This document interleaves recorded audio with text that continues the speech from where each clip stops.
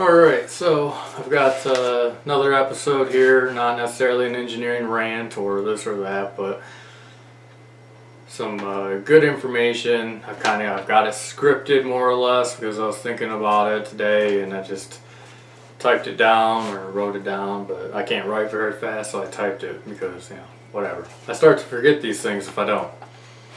So this topic is responsibilities of a CWI.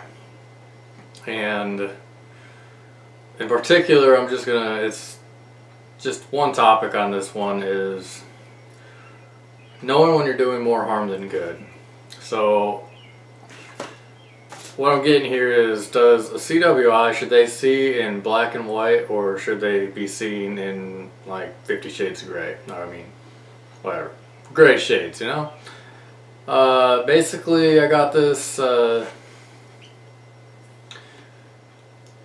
that as a CWI you're required to pass eye exam that makes sure that you can differentiate colors from each other. Not that that has anything to do with how you interpret things, but case in point, there's a color test. So with that, I'm wondering, when you enforce the code,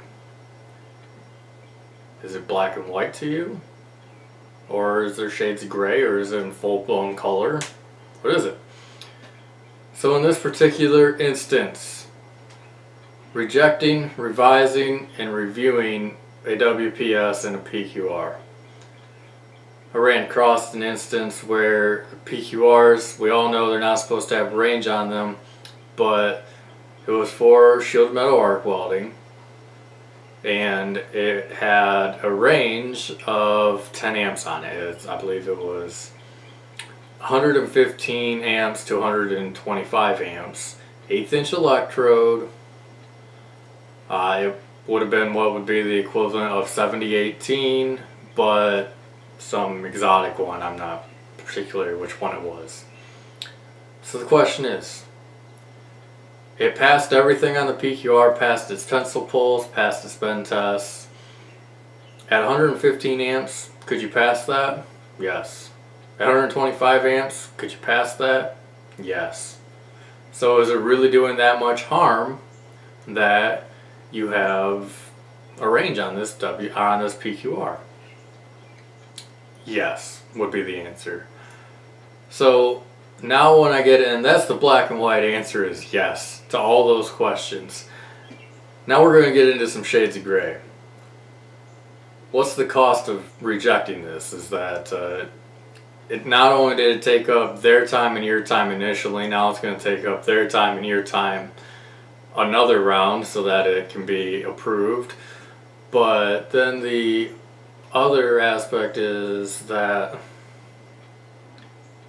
what happens if you do let it go? Now, if you're working for a big company or something, I'm sure they got their own lawyers. They're going to help you with if there's any lawsuit that results in death or anything like that.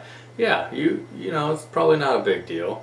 You should probably bring it up, but not necessarily reject it for them. Now, say it's just your company. You're the only one. You have to carry this outrageous liability insurance. And you don't know, this customer is going to come to you and be like, oh, don't worry, it's non-critical, never going to be life-threatening, nothing whatsoever. So what do? Do you pass it? Well, the thing is that PQR sticks with the company, so they could go on to the next job and they could use that to write a WPS that will effectively be okay on some other application that might be critical. You don't know that. So it's just one of the applications really I'm just asking, it's like, do you think you're doing more harm than good? Do you see black and white or shades of gray or what? I guess I just want to bring up, as a CWI, that is one item that you have to show more responsibility to, take the time, really look into it. You got to be careful, responsible, and you have to be ethical about it. So that's just one little topic on CWI and the responsibilities that they have. Thank you. And if you like these videos, you can always hit the like button, you can subscribe, you can share, because there will be more coming. Alright?